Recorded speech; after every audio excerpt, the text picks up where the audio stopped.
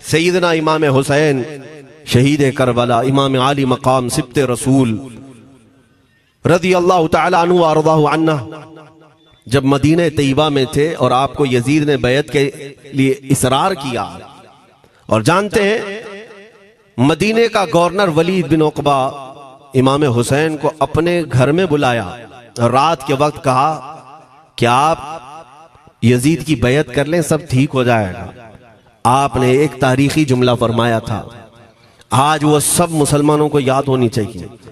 इमाम हुसैन ने ये नहीं कहा मैं हुसैन रसूलुल्लाह का नवासा यजीद की बैत करूंगा फासिक व फाजिर की, ये नहीं कहा आपने।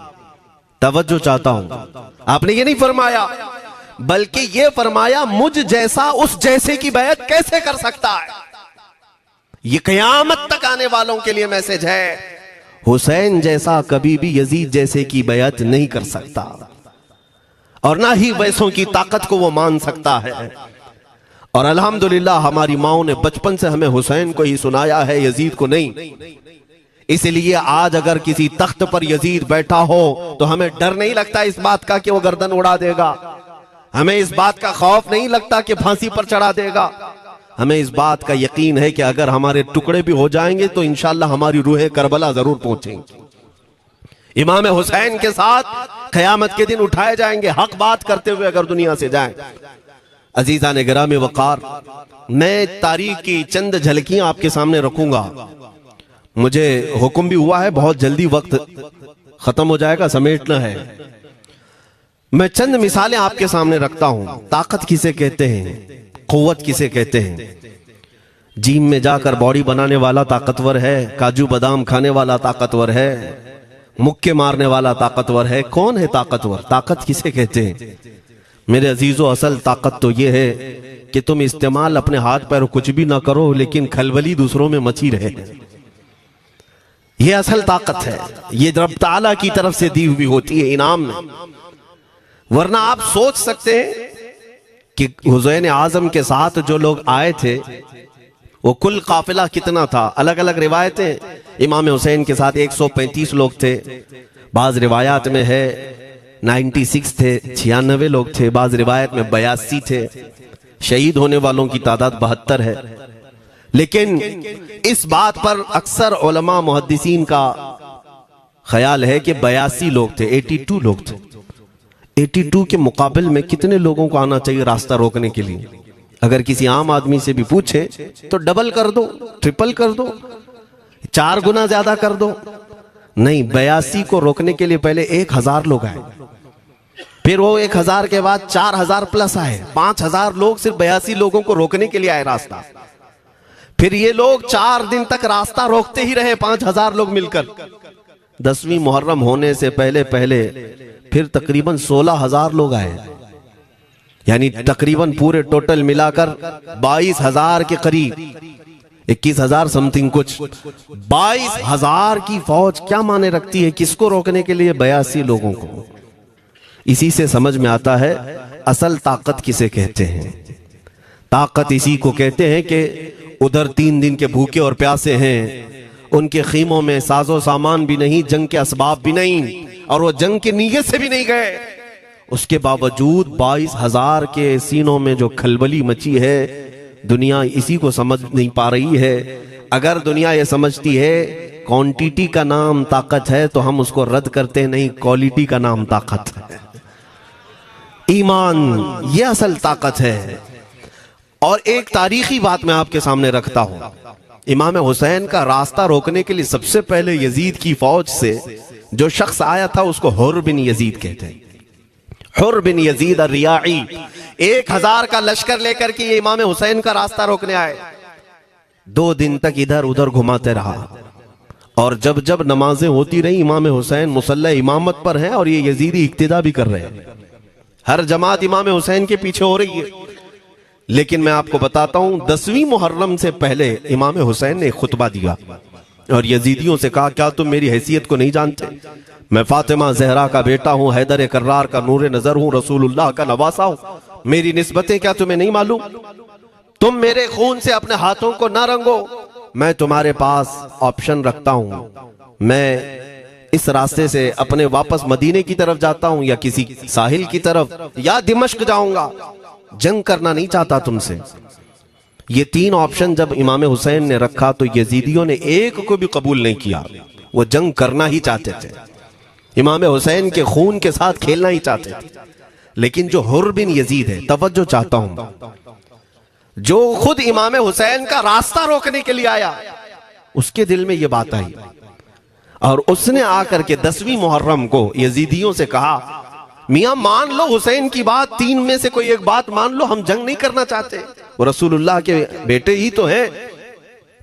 तो सारे जो सिपह सालार बड़े बड़े थे, अमर बिन साद, शिमर वगैरह, हुर बिन यजीद से कहने लगे, तुझे कौन कहता है फैसला करने के लिए, तू सिपाही है, 1000 की नफरी तेरे साथ दी गई है, बस अगर तुझे हमारे साथ रहना है तो मैदान में जमा रहे, वरना चला जा, तू सुलह की बातें मत कर।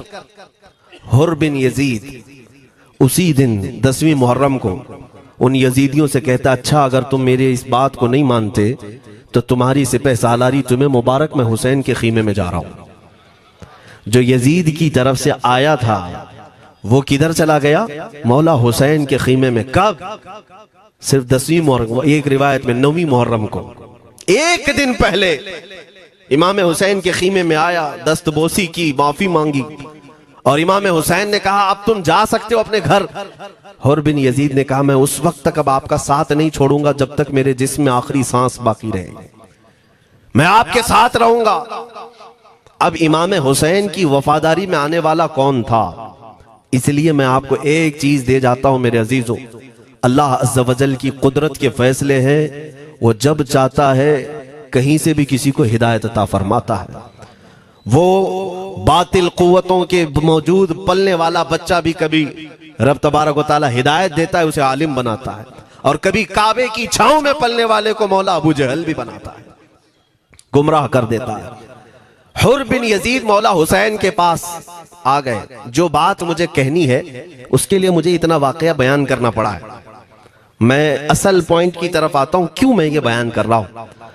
जब 10वीं मुहर्रम को जंग शुरू हुई, अम्र बिन साद ने तीर चलाया, तो जानते हैं खीमा हुसैन की तरफ से सबसे पहले मैदान में उतरने वाला यही हुर बिन यजीद ही, यही उतरे अपने घोड़े पर सवार होकर उन्हीं यजीदियों से लड़ने के लिए जिनकी फौज में ये आए थे, उनके मुकाबले में लड़ने के लिए गए।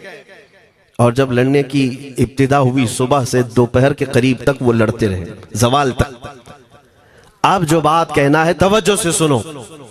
हुर बिन यजीद ने सुबह से लड़ाई की, बहुतों ने वहां पर मैदान जंग में मुकाबला आराइयां की हैं, लेकिन हुर बिन यजीद की जो लड़ाई है वो तारीख में लिखी हुई। आज उन्होंने यजीदियों के साथ जो जंग किया, कई घंटे जंग करने के बाद, जानते हैं तन्हा हुर बिन यजीद ने 120 यजीदियों को कत्ल किया। 120 की तादाद, एक घोड़सवार एक ही है, 120 को मार गिराया। उसके बाद जामे शहादत नोश किया। मैं तारीख पढ़ रहा था, वहीं पर हमने किताब को रोक दी।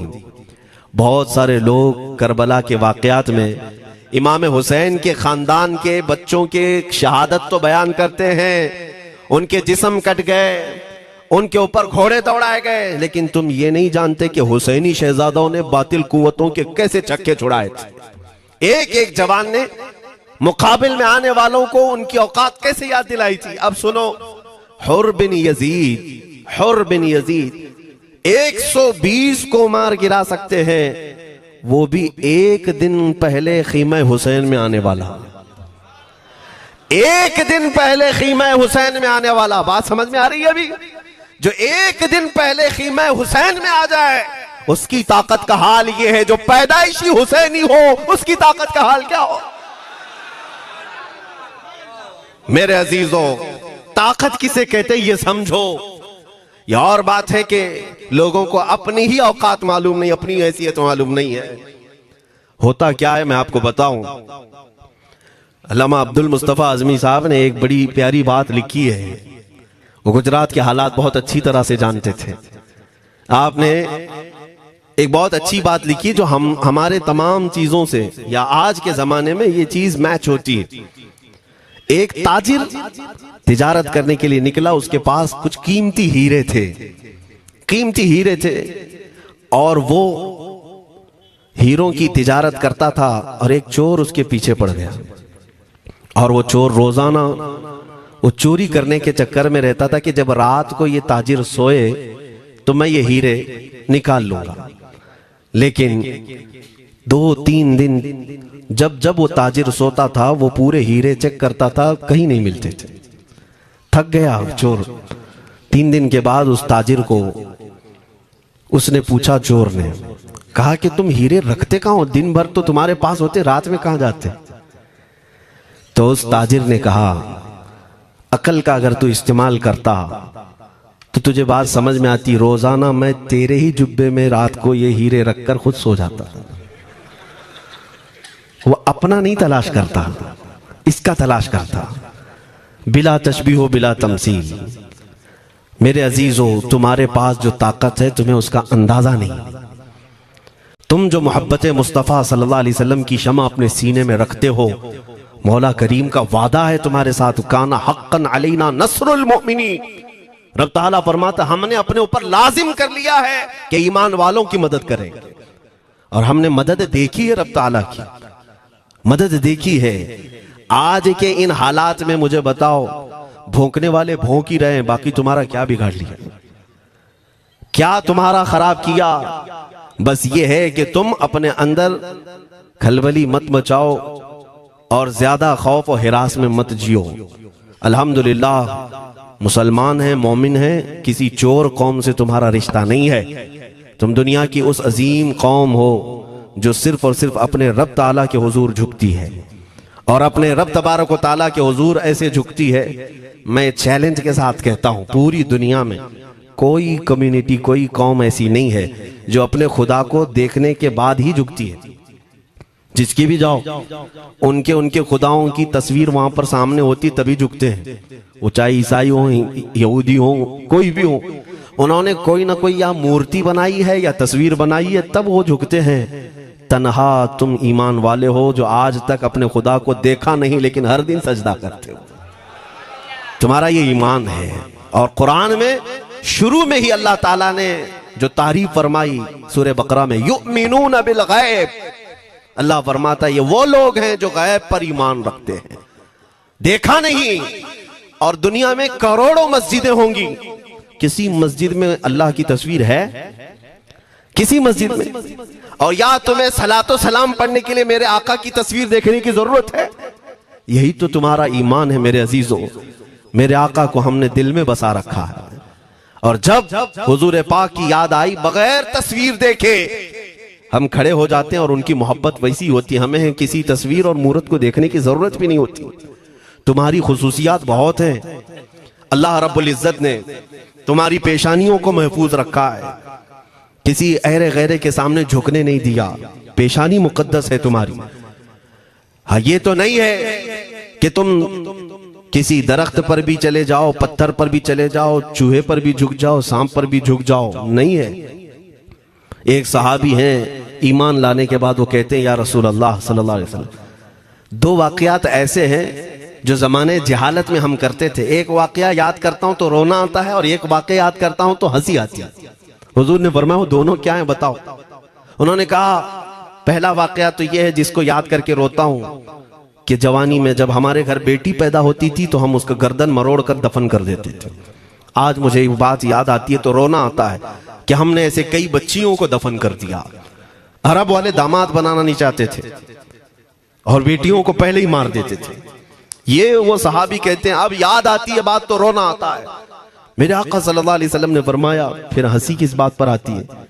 कहते हैं, जमाने जहालत में हमारे खुदा जो होते जिनकी हम इबादत करते थे, तो जब सफर में जाना होता था तो आटा गूंद करके खुदा बना लेते थे, क्योंकि सफर में जाना है और हर जगह उनको साथ में रखना था खुदा को। वो साहब ही कहते हैं, सफर के खुदा और होते थे, हवा का अलग, पानी का अलग, मिट्टी का अलग, सब लेकर के चलते थे। फिर हुजूर ने फरमाया, हंसी किस बात पर आती है? वो कहते हैं, बीच रास्ते में अगर खाना खत्म हुआ तो कभी खुदा का हाथ तोड़ के खाते थे, कभी पैर तोड़ के खाते थे। अरे मेरे अजीजों, 1400 साल बाद आज जब आप हंस रहे हैं, उस सहाबी को तो इस बात पर हंसी आती होगी। मैं ये बात सिर्फ इसलिए अर्ज कर रहा हूं कि शुक्र मनाओ अल्लाह रब्बुल इज्जत का कि तुम्हें रब तबारक व तआला ने उस कौम में पैदा किया है जिसका माथा सिर्फ वहदहू ला शरीक की बारगाह में झुकती है। तुम ईमान वाले हो। और मैंने आयत यही तिलावत की खुतबे में, वला तहीनु वला तहज़नु व अंतुमुल अअलौना इन कुंतुम मुमिनीन। घबराओ मत, परेशान मत हो, तुम सबसे ज्यादा सरबुलंद रहोगे अगर तुम ईमान वाले हो। ये कुरान की आयत है। ईमान किसे कहते हैं? ईमान किसे कहते हैं? यानी अल्लाह ने फरमाया अगर तुम ईमान वाले हो तो सबसे ज्यादा कामयाब हो। अब हम पूछते हैं रसूल पाक से, ईमान किसे कहते हैं? मेरे आका की जुबान से सुनो, ला युमिनु अहदुकुम हत्ता अकूना अहब्बा इलैहि मिन वालिदिही व वलदिही वन नासी अजमईन। हजरत अनस से रिवायत है, हुजूर पाक सल्लल्लाहु अलैहि वसल्लम फरमाते हैं तुम में से उस वक्त तक कोई कामिल ईमान वाला नहीं हो सकता जब तक अपने वालिदैन, अपने बच्चे, अपने और सारे इंसानों से ज्यादा मैं उसके नजदीक महबूब ना बन जाऊं। हुजूर से कामिल मोहब्बत जब तक ना करोगे तब तक ईमान भी कामिल नहीं है।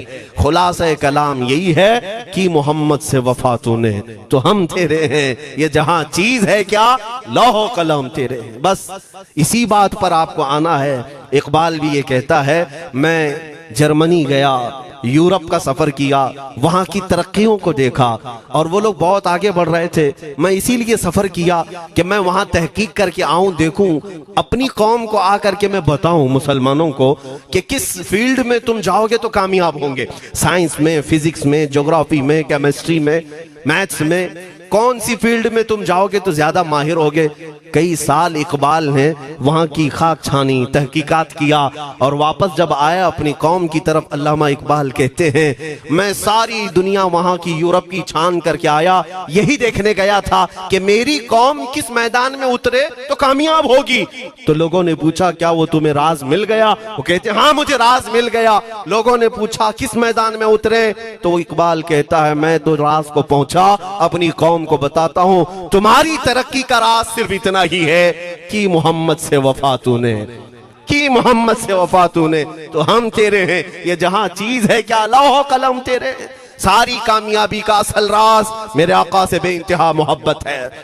मैं दीनी शख्सियात की बात अपनी जगह पर, जो जिसको आप दुनियावी उलूम कहते हैं, लाओ मैथ्स का कोई बहुत बड़ा माहिर रियाजीदान या कोई साइंटिस्ट आपको ऐसा लगता हो, लाओ मेरे आला हजरत इमाम अहमद रजा फाजिल बरेलवी के सामने। जानते हैं आप उस आला हजरत फाजिल बरेलवी ने 55 उलूम पर अपनी तहकीकात लिख दी हैं। बाकी जानते कितने थे वो अल्लाह ही बेहतर जाने। एक बात मैं आपको बता रहा हूं, मैथ्स में, मैथमेटिक्स में उनके पास ऐसी ऐसी इजादात थी। एक किताब आला हजरत ने लिखी है ज्योमेट्री पर। आज के बच्चे जो कॉलेज पढ़ते हैं वो जानते होंगे, ज्योमेट्री की भी कई उसमें अकसाम लिखी गई हैं। और आला हजरत ने एक किताब लिखी है कश्फुल इल्ला अन सिमतिल क़िबला, क़िबला पहचानने का इल्म। तुम तो आज वो कंपास लेकर के पहचानते हो ना, अब तो मोबाइल में आ गया, मोबाइल को घुमाओ, इधर दिखा रहा उधर, उधर दिखा रहा उधर क़िबला। मेरे अजीजों, इस्लाम मशीनों से नहीं चलता है। इसका सेल चला गया तो क्या तुम्हारा इस्लाम चला जाएगा? इसकी बैटरी चली गई तो क्या तुम्हारा दीन चला जाएगा? नहीं, इस्लाम मुकम्मल कवायद और जवाबित के साथ है। सारी मशीनें खत्म भी हो जाए, इस्लाम ने तुम्हें कायदे बनाकर दिखाए हैं, प्रैक्टिकल। ये क़िबला पहचानने का इल्म होता है। शहर का तूलुल बलद, अर्जुल बलद देखना होता है। बहुत सारी उसमें चीजें, उसकी सतह समंदर से ऊंचाई कितनी है, फिर सितारों को देखा जाता है, फिर पहचाना जाता है क़िबला, उसको हिसाब में लगाया जाता है। आला हजरत ने ये जो किताब लिखी पूरे 1400 साल में है। आला हजरत की ये किताब जिसमें 10 कायदे खुद उन्होंने इजाद किए, उनसे पहले किसी ने नहीं लिखी, खुद उन्होंने इजाद किए। और उसके बाद आला हजरत ने चैलेंज के साथ कहा कि मैंने, फकीर ने ये 10 कायदे इजाद किए हैं, इस पर कोई अमल करके क़िबला पहचानना चाहे तो उस पर अमल करके खड़ा हो जाए। अगर हिजाबात हटा दिए जाएं तो काबा उसकी नाक के सामने होगा। आला हजरत ने लिखा है काबा ऐन उसकी नाक के सामने होगा। परफेक्ट कायदे उन्होंने लिखे हैं। ये कायदे कहां से आए? हिसाब, मैथमेटिक्स। जो अलीगढ़ के प्रोफेसर अपने फंसे हुए मसाइल हल करने के लिए आला हजरत के पास आए। वाकयात आपने सुने होंगे। अब मैं आपसे कहता हूं, एक बहुत बड़े प्रोफेसर साहब अलीगढ़ के, वो लंदन या ऑक्सफोर्ड जा रहे थे या जर्मनी जा रहे थे कुछ मैथ्स के फंडे हल करने के लिए। आला हजरत के खलीफा ने उन्हें मशवरा दिया कि चले मौलाना अहमद रजा साहब बरेली में रहते हैं, उनसे बात कर लेंगे। पहले तो उन्होंने मजाक उड़ाया, मौलवी लोगों का काम है, प्रोफेसर जिसमें फंसा हुआ है। उन्होंने कहा लंदन और जर्मनी जाने में जितना खर्चा आता है उससे कम ही बरेली को लगता है, एक बार ट्राई कर लीजिए। वो आए आला हजरत के यहाँ, वो मौलाना सैयद सुलेमान साहब के कहने पर जब आला हजरत के पास आए, असर का वक्त था, अजान हो चुकी थी, आप मस्जिद की तरफ जा रहे थे। वो प्रोफेसर साहब से मुलाकात हुई। आला हजरत ने पूछा कैसे आना हुआ? उन्होंने कहा एक बहुत पेचीदा मसले में फंस गया हूं, मैथ्स का, रियाजी का, हिसाब का हल नहीं होता, इसके लिए मैं बाहर का सफर कर रहा था। आपके शागिर्द मौलाना सुलेमान साहब ने कहा कि आपसे मिलने। आला हजरत ने कहा दिखाएं क्या मसला है? उन्होंने कहा इतने शॉर्ट टाइम में ये हल नहीं होगा, नमाज के लिए आप जा रहे हैं। आला हजरत ने फरमाया फिर भी दिखाओ। आला हजरत को उन्होंने वैसे ही खड़े दिखाया। देखते ही आला हजरत ने उंगलियां रखी और कहा इसका यहां से, इसका यहां से, फलां का यहां से, इस तरह आप लगा करके देख ले, मैं असर की नमाज से फारिग होकर आता। वो प्रोफेसर साहब कहते हैं उन्होंने चुटकियों में यूं हल किया, मैं जब बैठ करके उस मसले को लगाया तो तुरंत 2 मिनट में वो मसला हल हो गया। अब जिसके लिए मैं ये वाकया अर्ज कर रहा हूं सुनो। वो हैरत में आंखें फटी फटी रह गई उस प्रोफेसर साहब की। उधर नमाज होने के बाद आए आला हजरत, तो वो अश करने लगे। कहा मौलाना साहब मैं पहली मर्तबा देख रहा हूं कि मदरसे का कोई मौलवी मैथ्स के इतने टफ फंडे को हल कर लेता हो। मौलाना ये तो बताएं ये रियाजी और ये मैथ्स के मसले आपने किससे सीखे? कौन है आपको? किस कॉलेज में, किस यूनिवर्सिटी से आपने सनद हासिल की है? यही मुझे कहना है मेरे से। अब आला हजरत का जवाब सुनो। कहते हैं जनाब मैंने अपने वालिद से सिर्फ प्लस माइनस और मल्टीपल के मसले सीखे, जमा, नफी और ज़रब हमारे वालिद साहब ने बस इतना ही सिखाया। और उस वक्त बचपन में मुझे मंतिक, फलसफा, ये सब किताबें पढ़ने का शौक था। मैं हिसाब के, ज्योमेट्री के ये किताबें लेकर बैठा। मेरे वालिद आए, देखा, पूछा अहमद रजा क्या पढ़ रहे हो? मैंने दिखाया ये मंतिक है, फलसफा है या हिसाब की किताबें हैं। मेरे वालिद ने वो किताबें अपने हाथ में ले ली और कहा जा रसूलुल्लाह की हदीसें पढ़, सदके में सारे इल्म दे दिए जाएंगे। आला हज़रत फरमाते हैं उसके बाद मैंने अपनी जिंदगी मेरे मुस्तफा के कदमों में लगा दी। ये जो आप देख रहे हैं ये मेरे मुस्तफा के कदमों से छनकर मुझे मिला है। बस बात समझ जाओ, ताकत इसी को कहते हैं। नबी पाक सल्लल्लाहु ताला अलैहि वसल्लम से बेइंतहा मोहब्बत करने वाला वो दुनिया के किसी मैदान में भी तन्हा नहीं होता, तन्हा नहीं होता। अजीजा ने गिरामी वक़ार, मैं इस बात की तरफ आपको ले जाता हूं। एक सहाबी हजरत सलमा बिन अकवा रदी अल्लाह ताला, इनको राजिलु रसूलिल्लाह कहा जाता है। हुजूर सल्लल्लाहु अलैहि वसल्लम के ऐसे सिपाही जितने गज़वात में गए, जितनी जंगों में गए, कभी घोड़े पर नहीं बैठे, पैदल।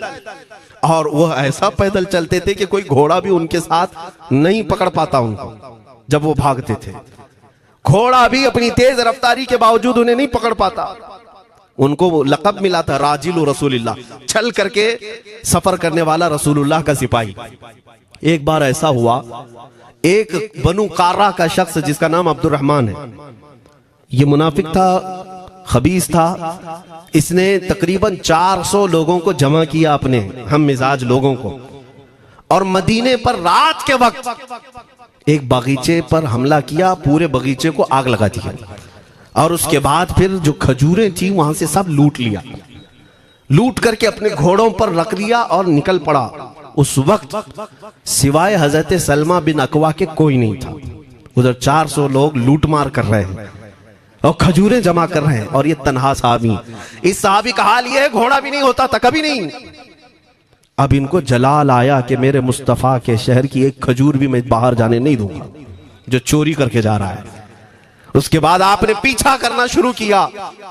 और हकीकत देखें, आप जब हदीस पढ़ेंगे, आला हजरत ने अल मलफूज में भी इसको नकल फरमाया, जब तक मैं ये हदीस पढ़ रहा था इतनी हंसी भी आती है और उनकी इस बहादुरी पर दिल खिल जाता है और सीना चौड़ा होता है कि वो अकेले किस बात पर भाग रहे थे, उनके पीछे 400 लोगों के पीछे भाग रहे हैं।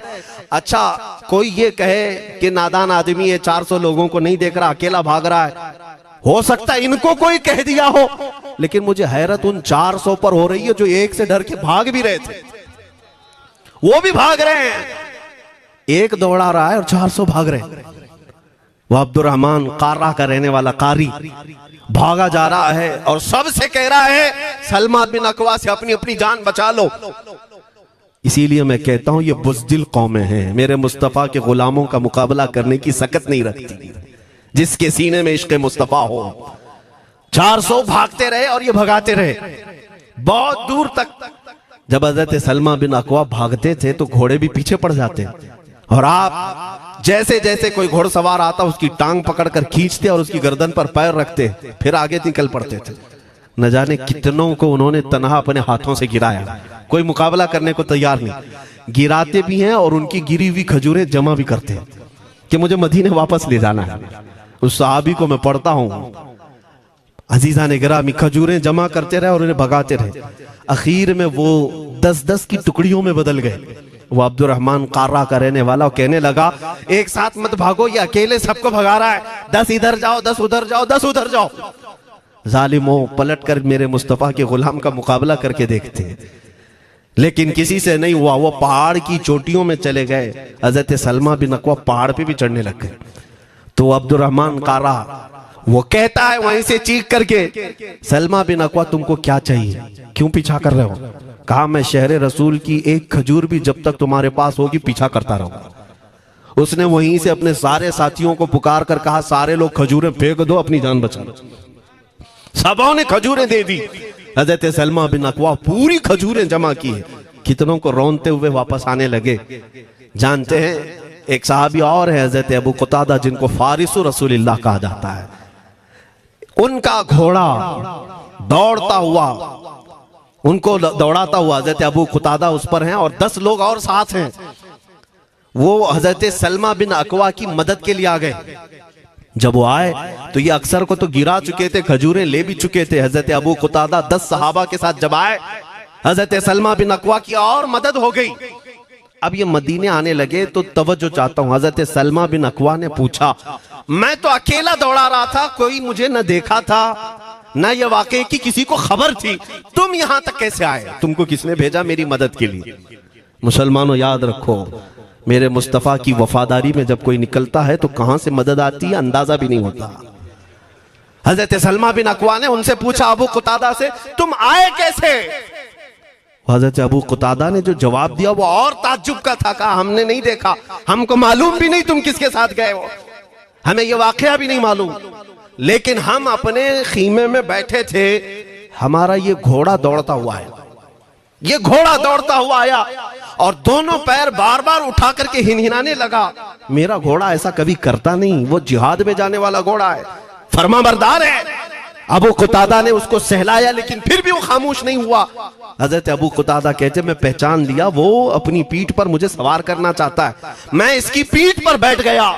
मेरे साथी भी ताज्जुब में थे, इतनी वक्त गुजर जाने के बाद घोड़े को न भूख लगी है न प्यास लगी है, ये कहां ले जा रहा है? अबू कुतादा कहते, ये घोड़ा है जो तुझ तक हम सबको ले आया। हजरत सलमा बिन अकवा ने कहा, हाँ मुझे याद है, जब मैं उन 400 को दौड़ा रहा था तो तुम्हारा घोड़ा मुझे देख रहा था। पता ये चला दुनिया का हर जानवर भी मेरे मुस्तफा का वफादार है। अगर तुम नबी पाक सल्लल्लाहु अलैहि वसल्लम की इज्जत व हुर्मत के लिए उठते हो तो चूंटियां अपने सुराख में तुम्हारे लिए दुआ में मशगूल हो जाती हैं, मछलियां पानी में तुम्हारे लिए दुआएं करती हैं।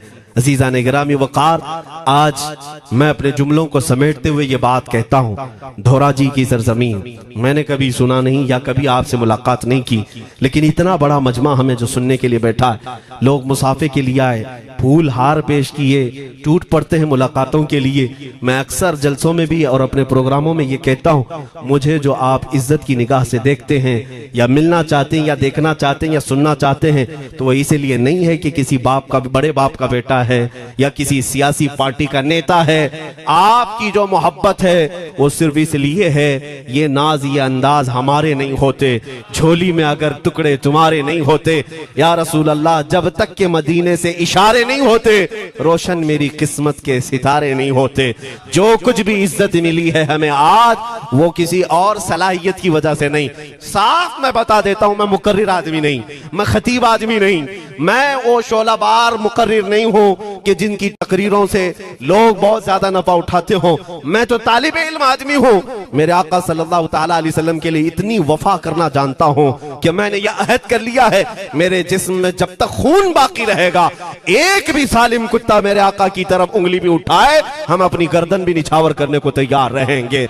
मेरे आका सल्लल्लाहु तआला अलैहि वसल्लम के लिए कुर्बानी का जज्बा है, इसलिए मेरे आका ने ये इज्जत अता की है। फिर मुझे ये कहने का हक भी है, जब तक बिके न थे तो कोई पूछता न था, या रसूल अल्लाह तुमने खरीद कर हमें अनमोल कर दिया।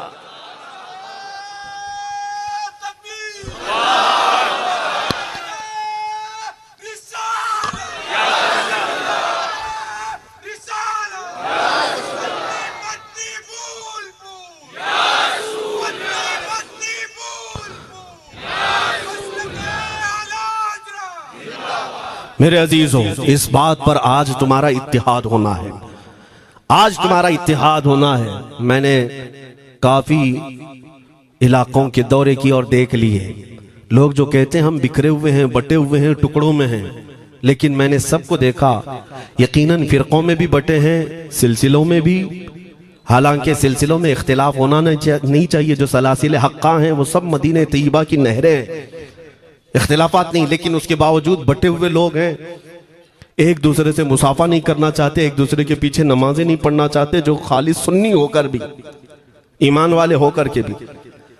मैं बहुतों से ये शिकायतें सुना कि हम में बहुत सारे इख्तिलाफात हैं, लेकिन इसका हल तकरीरें हैं, तहरीरें हैं, लोगों को समझाना है, इस्लाह करना है, सब करके देख लिया।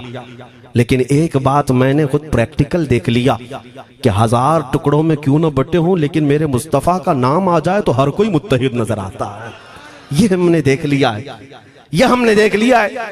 किसी भी पीर से बैत क्यों ना हो, मैं दूसरों की बात नहीं करता, लेकिन मैंने पूरे हिंदुस्तान के कोने कोने में देखा है जाकर के, किसी भी सुन्नी सहीहुल अकीदा पीर से बैत क्यों ना हो, अगरचे उसके आपस के झगड़े हों, लेकिन हमने एक मजमे में मुझे सुनने वालों को, ऐसे इख्तिलाफ वालों को भी देखा, दोनों सुन रहे हैं, लेकिन जब हमने पूछा मेरे मुस्तफा करीम की इज्जत पर बात आए तो तुम में से कौन खड़ा हो सकता है, हर इख्तिलाफ रखने वाला भी ये कहता है, या रसूल अल्लाह ये जिस्म भी तुम्हारा, ये जान भी तुम्हारी, करूं तेरे नाम पे जां फिदा, न बस एक जां दो जहां फिदा, दो जहां से भी नहीं जी भरा, करूं क्या करोड़ों जहां नहीं। ये हर एक का नारा है।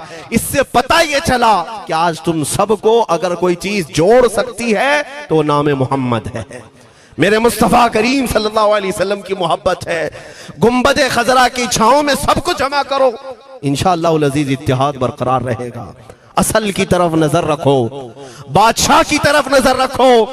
बाकी जितने वली हैं, जितने पीर हैं, सब वजीर हैं, सब वजीर हैं, बादशाह सिर्फ मेरा मुस्तफा है। नबी पाक सल्लल्लाहु ताला अलैहि वसल्लम को हम शहंशाह तस्लीम करते हैं, लिहाजा अगर बादशाह की तरफ नजर होगी तो तुम्हें शैतान ये इस तरह की लड़ाइयों में नहीं रखेगा, वो कामयाब नहीं हो सकेगा।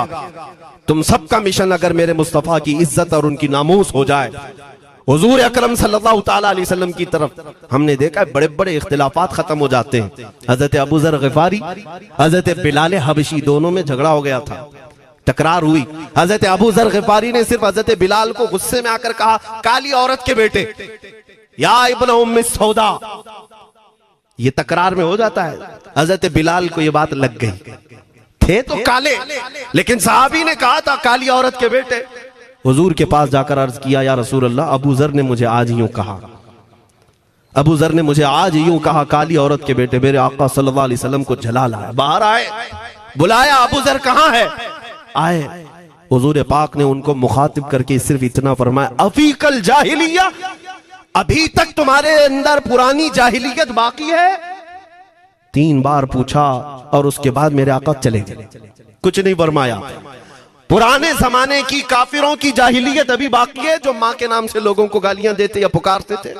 हजरत अबू जर गिफारी को इतनी बात लग गई कि मेरे आका मुझसे रूठ गए, मेरे आका के दिल पर यह बात लग गई। तो उन्होंने ये नहीं किया कि देखा जाएगा बाद में क्या होगा, नहीं, सीधे मस्जिद नबवी में हजरत बिलाल को ढूंढने के लिए आए। कहां है? हजरत बिलाल मिल गए तो उनका हाथ पकड़ करके लाए। अबू जर गिफारी जमीन पर लेट गए, सो गए। कहा है बिलाल मुझे माफ कर दे, मैंने तुझे सख्त जुमला कहा, मुझे माफ कर दे। हजरत बिलाल ने कहा ठीक है मैंने माफ कर दिया, हो गई बात। लेकिन हजरत अबू जर गिफारी ने कहा नहीं, मेरा दिल इस पर सुकून नहीं मानेगा। एक काम करो ए बिलाल, तुम अपना ये पैर मेरे चेहरे पर रगड़ो, ये तुम्हारा तलवा जिसको मैंने काला कहा था, उसी तलवे से मेरे चेहरे पर तुम रगड़ो ताकि मुझे मेरी हैसियत पता चल जाए। हजरत बिलाल क्या उनकी बात पर अपना पांव उनके चेहरे पर रगड़ देते, दोनों हाथों से उनको जमीन पर उठाया और सीने से सीना लगाया। कहा है अबू जर कैसी बात करते हो, जिस आका के तुम गुलाम हो उसी आका का मैं भी गुलाम। मैंने ये तारीख में पढ़ा है, अगर सख्तियों को कोई चीज जोड़ सकती है तो वो मेरे आका की मोहब्बत है और मुस्तफा करीम की मोहब्बत है। तुम्हारे सीने चौड़ा कर देगी, तुम्हारा दिल कुशादा कर देगी, तुम अपनों को एक्सेप्ट करने लग जाओगे अपने नबी की निस्बत पर। हाँ एक बात याद रखें, मैं ये सिर्फ मेरे आका की निस्बत वालों के लिए कह रहा हूं, बाकी हमारा अकीदा तो ये है नबी से हो जो बेगाना उसे दिल से जुदा कर दे, पिदर मादर बिरादर जानो माल उन पर फिदा कर दे। हम उसको मानते ही नहीं, चाहे बापों की माँ हो जो मेरे नबी को नहीं जानता, जो मेरे आका की अजमत को नहीं पहचानता, मैं उनके बारे में नहीं कहता। हाँ हमारे एक उस्ताद बुजुर्ग उन्होंने फरमाया था कि बेटा बात करने का लहजा नरम रखना हमेशा। बहुत सारे लोग हमारी तकरीरों को अभी अभी जो सुनते हैं वो कहते हैं बहुत कड़क बोलते हैं, सख्त बोलते हैं। मेरे अजीजों पिछले 15 साल से करते हैं हम तकरीरें, अखलाकियात पर, तसव्वुफ पर बहुत सारे नरम अंदाज में गुफ्तगू करने के हम आदी थे, वो सब नहीं देखते। लेकिन जहां हम थोड़ा सा चीखते हैं या गरज के साथ बोलते हैं वो बहुत जल्दी किसी को लगती है और कहते हैं आप बहुत कड़क लहजे में कहते हो। 90% हमने नरम लहजे में बात किया है, लोगों को अखलाकियात सिखाया है। चोरी, जिना, डकैती, सूद, शराब, इन सब की मजम्मत पर बयानात हमने रिकॉर्ड किए। वो सब नजर नहीं आता, लेकिन सख्त जुमले बहुत जल्दी नजर आते हैं। लेकिन ये मैं क्यों करता हूं वो भी आपको बता दूं। हमारे एक बुजुर्ग उस्ताद ने फरमाया, कहा कि बेटा नरम गुफ्तगू करने की आदत रखना, इसलिए कि मेरे आका सल्लल्लाहु अलैहि वसल्लम की सुन्नत है नरमी से कलाम करना। लेकिन एक बात याद रखना, जिंदगी भर नरमी से बात करो, लेकिन मुस्तफा करीम सल्लल्लाहु अलैहि वसल्लम की एहानत या दुश्मनी किसी में देखो तो फिर न तुम्हारी जुबान मीठी होनी चाहिए, न दिल नरम होना चाहिए, न दिमाग ठंडा होना चाहिए। हाँ ये ईमान का तकाजा है। हम जो सख्त बात करते हैं लोगों को ऐसा लगता है कि इतना कड़क नहीं बोलना चाहिए। तुम्हें पता भी नहीं हजरत उमर फारूक कितना बोलते थे। हाँ उमैर बिन वहब एक शख्स था जो हुजूर के कत्ल का इरादा करके आया था मक्का से। सफवान नाम का एक और शख्स, उमैर नाम के दो लोग हतीम काबा में बैठकर मीटिंग करके आए, क्योंकि सफवान का बाप जंग बदर में मारा गया था, उमैर का बेटा जंग में कैदी होकर हुजूर के पास कैद था। दोनों का प्रॉब्लम सेम था, दोनों लोग हतीम काबा में बैठ करके फैसला करते हैं। सफवान ने कहा मैं तुझे बहुत पैसे दूंगा, एक तलवार को जहर में बुझा कर जाओ मदीने और मोहम्मद का कत्ल करके आओ सल्लल्लाहु अलैहि वसल्लम। उमैर बिन वहब तलवार छुपा करके मदीने आया, लेकिन जिस वक्त वो आया हजरत उमर फारूक चंद सहाबा के साथ मस्जिद नबवी के बाहर खड़े थे। देखते ही उसकी गर्दन में जो है ये गमछा डाला, रुमाल, और कहा खुजू हादल कल, पकड़ो इस कुत्ते को। ये हजरत उमर की जुबान से निकलेंगे, कहते हैं पकड़ो इस कुत्ते को। यही वो है जो बद्र के अंदर मैदान बद्र में मक्का वालों को भड़का रहा था जंग पर हुजूर के खिलाफ, यहाँ मदीने में आया है, पकड़ो इसको। हजरत उमर बाहर ही सब कर देते, लेकिन कहा कि मैं हुजूर से पूछ के आता हूँ इसका करना क्या है। मेरे आका के पास गए, कहा या रसूल अल्लाह वो शैतान कुरैश आया है, कुरैश का शैतान आया है उमैर बिन वहब, और मुझे लगता है वो बुरी नीयत से आया है। हजरत उमर पहले ही भांप रहे हैं, मुझे लगता है वो बुरी नीयत से आया है, क्या करना है आप हुक्म फरमाए। मेरे आका ने फरमाया उमर उसको अंदर ले आओ। उमैर बिन वहब को वैसी गर्दन में वो गमछा डाल के घुमा के अंदर ले आए मस्जिद नबवी में। हुजूर ने पूछा, हजरत उमर से कहा छोड़ दो उसको। जब अंदर आया तो पूछा हुजूर ने, क्यों आए उमैर? अब वो झूठ बोलने लगा, कहा मेरा बेटा आपके पास कैदी है, खैर खैरियत पूछने के लिए आया, और क्या है। मेरे आका ने फरमाया सच सच बताओ क्यों आए हो? उसने फिर कहा मैं अपने बेटे की खैरियत मालूम करने आया हूं, और क्यों आया हूं? हुजूर ने फरमाया खैरियत मालूम करने आए तो तलवार लेके क्यों आए हो? उसने तलवार दिखाने के लिए फेंक दिया। कहा इस तलवार का क्या होना है?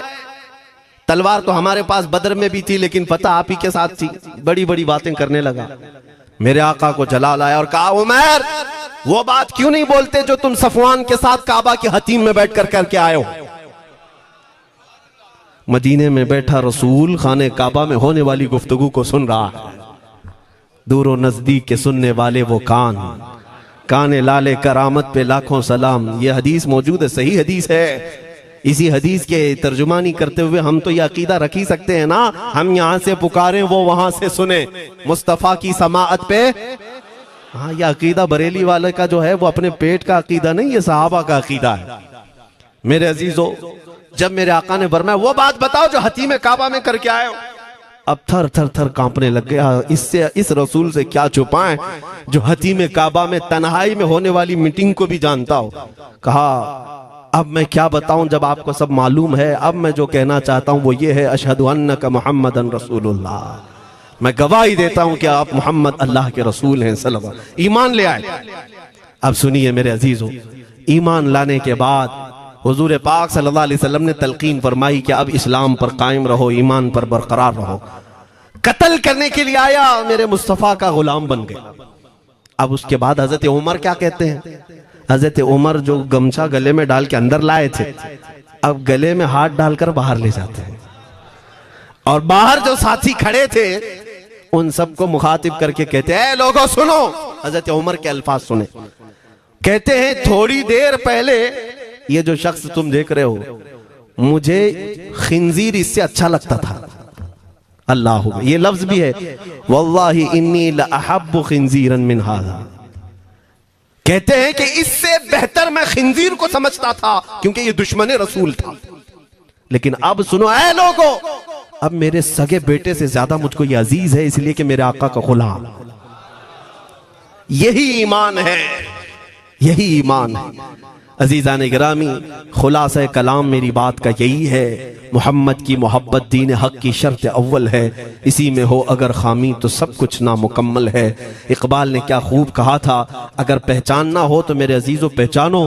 तुम मेरे आका सल्लल्लाहु अलैहि वसल्लम के कदमों तक अगर पहुंच गए तो यही दीन है। बमुस्तफ़ा बरसा खैश के दी हमाउस, गर्ब उन रसीदी तमाम बुल हबीस। अपने आप को हुजूर तक पहुंचा दो, इसी का नाम दीन है। और अगर वहां तक नहीं पहुंच सके, जिंदगी पूरी अबू लहब की तरह है।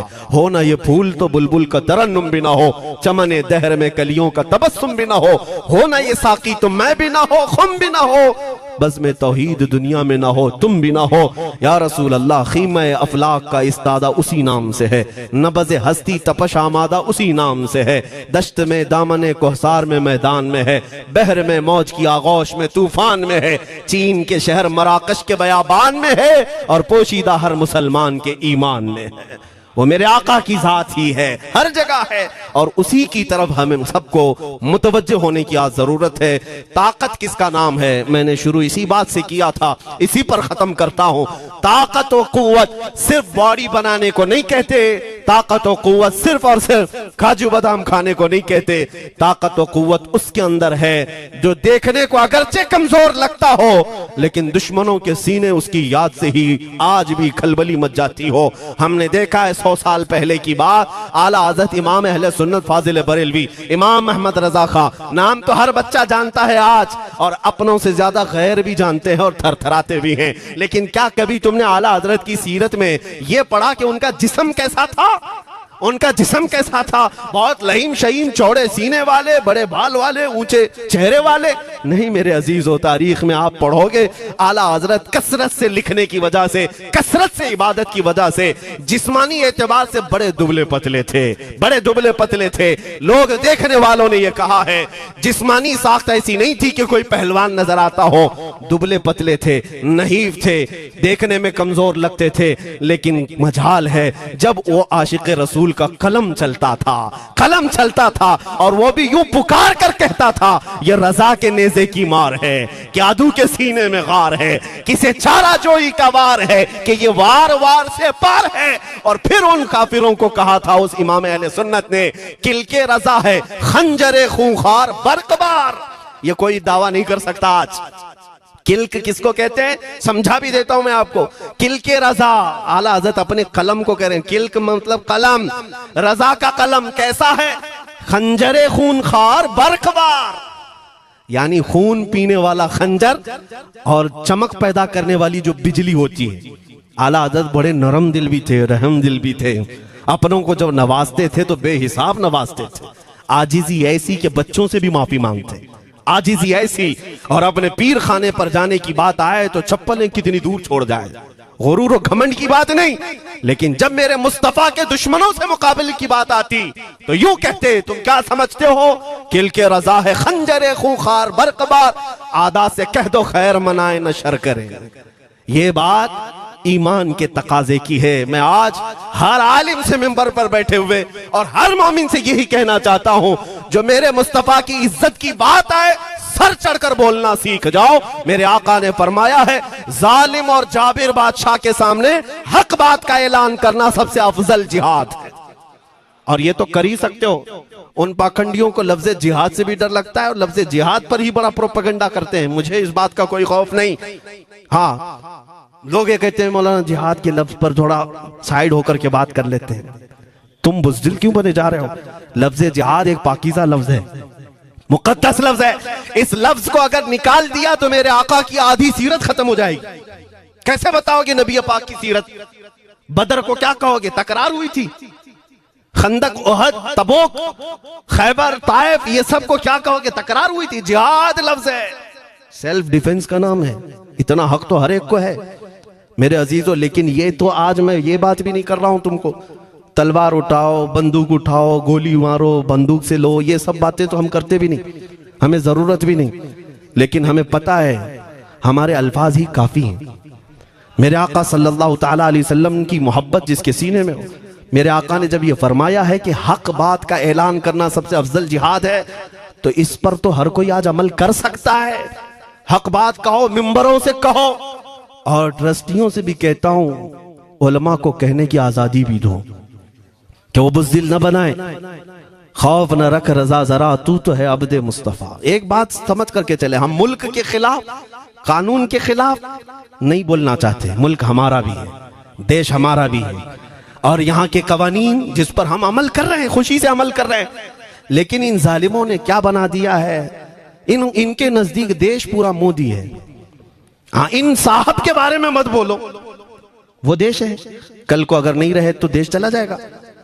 मेरे अजीजों, किसी व्यक्ति, किसी शख्स की गलत पॉलिसियों पर तनकीद करने का नाम देश के खिलाफ बोलना नहीं है। हम अपने देश से मोहब्बत ऐसी करते हैं, ऐसी करते हैं। आज भी आजादी का दिन है ना, आजादी का दिन है। ये लगे हाथों ये बात कह करके गुजरता हूं। आज भी जाकर के देखें, इंडिया गेट पर सबसे ज्यादा शहीदों के नाम जो लिखे गए हैं वो मुसलमानों के हैं। इनको क्या पता है 1857 से जो अंग्रेजों के खिलाफ लड़ रहे थे, ये लड़ रहे थे। आजादी का परचम सबसे पहले बुलंद करने वाला कोई संगी नहीं था, वो शहीद टीपू सुल्तान था। सबसे पहले तोपमैन हिंदुस्तान का, अंग्रेजों के खिलाफ आवाज बुलंद करने वाला। पूरे अंग्रेज उसके खिलाफ खड़े थे। इनको आज बोलने की तौफीक भी नहीं मिलती। और उसके अलावा वो उलमा की बात कहां चली गई आज? अंग्रेज तारीखदान ने लिखा है कि सबसे ज्यादा हमें खतरा हिंदुस्तान में मुसलमानों से था, और हमने दिल्ली से लेकर कश्मीर तक कोई एक झाड़, कोई एक दरख्त बाकी नहीं था जिसमें हमने एक आलिम को लटकाया नहीं था फांसी पर। जिनकी तादाद गिनी गई है तो तकरीबन 26,000 उलमा को इन्होंने फांसी दी थी। दिल्ली से लेकर कश्मीर तक। मुझे बताओ जजीरा अंडमान निकोबार में किसको भेजा है? मौलाना फजल हक खैराबादी, इनायत अहमद काकोरवी, ये तमाम वो लोग हैं। अल्लामा इनायत अहमद काकोरवी जिनकी किताब आज तकरीबन हर मदरसे में पढ़ाई जाती है, इल्म मुस्सिका। ये किताब यहाँ चटाई पर बैठकर लिखी हुई नहीं, उस जेल की दीवारों पर लिखी हुई किताब। उसको पढ़ करके आज बच्चे आलिम बनते, हम भी पढ़े। ये वो लोग हैं जिनको सिर्फ और सिर्फ हक बात कहने की बुनियाद पर जिंदगी भर जेल में डाल दिया गया। आज ढूंढ करके निकालो मौलाना फजल हक खैराबादी का मजार कहाँ है? और अंडमान निकोबार में, जहां काला पानी की सजा दी जाती थी। किफायत अली काफी का नाम सुना है मेरे अजीजों? ये नाम का जिक्र आना तो हक बनता है आज की रात जरूर। मुरादाबाद शहर का वो आलिम रब्बानी, वो सिर्फ और सिर्फ मुजाहिद आजादी नहीं बल्कि फना फिर रसूल भी था। आप इसी से अंदाजा लगा ले, आला हजरत जैसा आशिक, हदायके बख्शिश लिखने वाला। आला हजरत के अशार तो पता है ना, इमामुल कलाम कहते हैं। आला हजरत की नातों को इमामुल कलाम कहते हैं। सारे कलामों का इमाम आला हजरत की नाते हैं। पढ़ करके देख लो, वजद आ जाए हुजूर की नाते। लेकिन उस आला हजरत से पूछा गया आप किसकी नाते पसंद करते हैं? आला हजरत फरमाते हैं मैं सिर्फ दो ही लोगों की नाते सुनता हूं, या तो हसन रजा बरेलवी की या अल्लामा किफायत अली काफी की। आला हजरत जिसकी नाते सुनते हो, इसी से अंदाजा कर सकते हो किफायत अली काफी कौन थे। मैं अक्सर जगहों पर इनका तस्करा करता हूं ताकि बच्चों के जहनों में ये बात मुंतकिल हो जाए। अब मैं आपको बताऊं, उनकी जुबान में अल्लाह ने वो ताकत दी थी कि वो जब इश्क़ रसूल पर बोलते थे तो हजारों का मजमा रोने लगता था, उनकी तरफ आ जाते। और अंग्रेजों को ये बात कतान पसंद नहीं थी। उन्हें कई तरह से गिरफ्तार करने की कोशिश की गई। आखिरकार एक मुनाफिक के जरिए से मौलाना किफायत अली काफी को गिरफ्तार करने के लिए अंग्रेज आए। कितने जानते हैं? 3000 लोग आए एक आलिम को गिरफ्तार करने। हमेशा कुत्ते झुंड में ही आते हैं। हाँ, मॉब लिंचिंग भी जो है ना, कुत्ते झुंड में ही करते हैं। किफायत अली काफी रहमतुल्लाह अलैह को गिरफ्तार करके ले गए दारुल इमारत में। अंग्रेजों ने रात के वक्त किफायत अली काफी के कपड़े खोले और उनके जिस्म पर गर्म इस्त्री फेरी। इस्त्री से पूरा दागते थे और जब चमड़ी जल जाती थी तो उस पर नमक छिड़कते थे। हफ्ता भर तक अल्लामा किफायत अली काफी को उन्होंने ये दर्दनाक सजाएं दी। बीच में कई मर्तबा उनको सामने ऑफर रखा, तुम बदल लो अपनी बातें, छोड़ दो अपनी इस कौम को वरगलाना, छोड़ दो ये सब जो तुम तकरीरें करते हो, हम अपने हुकूमत में तुम्हें ले लेंगे, वजीफा भी देंगे, ओहदा भी देंगे। किफायत अली काफी रहमतुल्लाह अलैह ने फरमाया तुम गलत जगह हाथ मारे हो। हाँ, ये वो जगह नहीं है जहां से 500 पाउंड लेकर के कौवा भी हलाल कर दिया जाए, हर चीज जो है तुम्हारे हिसाब की बना दी जाए, ये वो जगह नहीं है। किफायत अली काफी रहमतुल्लाह अलैह ने कहा मेरा दीन इतना सस्ता नहीं है, इतना सस्ता नहीं है। उसके बाद उन्होंने कहा तो फिर तुम मरने के लिए तैयार रहो। कहा खुशी से। 8 दिन के बाद उनको एक चौराहे पर ले जाकर फांसी का फंदा लगाया गया और पूरे मजमे में आपको फांसी के लिए चढ़ाया गया। अंग्रेजों ने पूछा था कोई आखिरी वसीयत है तुम्हारी, कोई आखिरी ख्वाहिश है तो बता दो लोगों में। फांसी पर चढ़ने वाला ये कहता होगा मेरी बीवी से मिल लूं, बच्चों से मिल लूं, जायदाद प्रॉपर्टी की वसीयत कर दूं, मेरे बाद कौन बैठेगा वो कह दूं। लेकिन किफायत अली काफी की बात पर कुर्बान जाओ। उस भरे मजमे में कहते हाँ मेरी आखिरी ख्वाहिश एक ही है, एक बार नाते रसूल पढ़ लो। अल्लाह अल्लाह, एक बार नाते रसूल पढ़ लो। उन्होंने कहा ठीक है तुम्हारी इस ख्वाहिश का हम अदब करते हैं, कर लो। किफायत अली काफी रहमतुल्लाह अलैह फांसी के फंदे पर चढ़ने से पहले क्या मगन होकर के गुनगुना रहे थे, यूं कह रहे थे कोई गुल बाकी रहेगा न चमन रह जाएगा, पर रसूलुल्लाह का दीने हसन रह जाएगा। अतलसो कम ख्वाब की पोशाक पे नाजा न हो, इस तने वे जान पर खाकी कफन रह जाएगा। सब फना हो जाएंगे हश्र तक काफी वो, लेकिन नाम हजरत का जुबानों पर सुखन रह जाएगा। ये नाते पाक गुनगुनाते हुए चढ़ गए फांसी के फंदे पर। लोगों ने देखा फांसी तो लगी लेकिन लबों पर उसी तरह की मुस्कुराहट थी। क्यों? ये राज है मेरे अजीजों, मरने वाला ही जानता है। फंदा बाद में लगता है, आमिना का लाल पहले तशरीफ लाता है। मौत का दर्द उसे क्या होगा जो जमाले मुस्तफा देख रहा हो, मेरे आका सल्लल्लाहु ताला अलैहि वसल्लम की तरफ महव हो। अब सुनो, मैं ये बात क्यों कह रहा हूं, तुम इन बातों से घबराना नहीं, इन बातों से डरना नहीं कि कल को अगर आपके मिंबर पर बैठकर खिताब करने वाला ये आपका गुलाम मर जाता है कट जाता है, कोई मुझे मार देता है, तो इस बात का यकीन रख लेना दीन रुकेगा नहीं। और मेरे आका सल्लल्लाहु अलैहि वसल्लम के नामूस और उनकी इज्जत में कोई कमी आने वाली नहीं।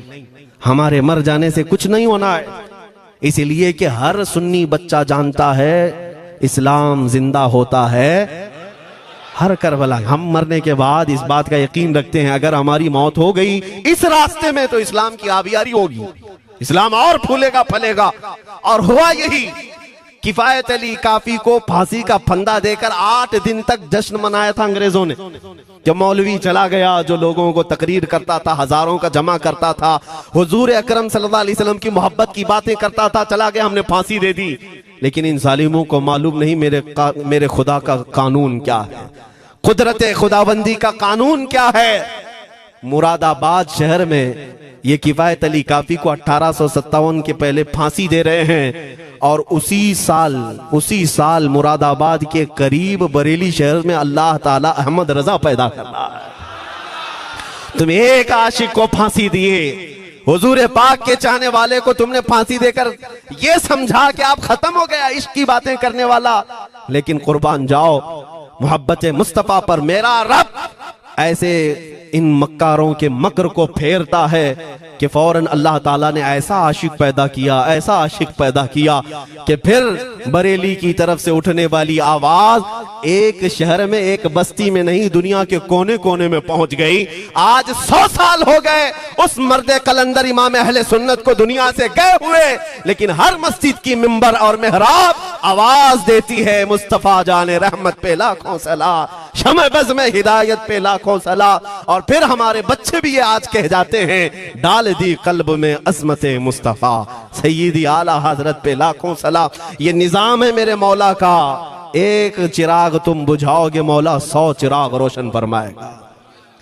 हाँ इंशाअल्लाह अज़ीज, इस बात पर हम सबको जमा होना है। अल्लाह करीम हमें हमारी खोई हुई ताकत और कुव्वत अता फरमाए। आप रब तबारक व तआला की बारगाह में ये दुआ करें कि ऐ रब्बे जुल जलाल, जब तक जिंदगी बाकी है मौला मुझे तेरे नबी के वफादारों में शुमार फरमा। इसलिए मैं जब भी हुजूर की बारगाह में अरीजा पेश करता हूँ तो ये जरूर कहता हूँ, आका बद हैं तो आपके, भले हैं तो आपके, टुकड़ों पे यही के पले हैं, रुख किधर करें, तुझसे जो मुंह छुपाएं तो करें किसके सामने। या रसूल अल्लाह, क्या किसी और से तवक्को नजर की है? हमारा मानना तो ये है, मैंने देखा भी है अपने बच्चों को, और हम कहते हैं मेरे आका की बारगाह में, आका गुनहगार तो हो गए लेकिन आपके गद्दार नहीं है, गद्दार नहीं है। जब तक गद्दार नहीं होंगे मेरे आका की तरफ से तुम्हारे लिए हमेशा इस्तकबालिया खुला रहेगा। आओ मेरे अजीजों, इस बात पर मैं गुफ्तगू को खत्म करता हूँ आज के इस उर्स मुबारका में। और आज आजादी की ये रात है, हम बारगाह मुस्तफा में अरीजा पेश करते हैं, या रसूल अल्लाह, आपको इस वतन से बूए वफा आई थी, मेरे आका इस वतन की तरफ नजरे करम फरमा दे। क़यामत तक आने वाली हमारी नस्लों में मेरे आका सिर्फ आपके आशिक ही पैदा हो, कोई गद्दार ना पैदा हो। हमारी दुआ यही है मेरे आका, मैं मुजरिम हूँ आका, मुझे साथ ले लो कि रस्ते में हैं जा बजा थाने वाले, चमक तुझसे पाते हैं सब पाने वाले, मेरा दिल भी चमका दे चमकाने वाले। व आखिरु दावाना अनिल हम्द।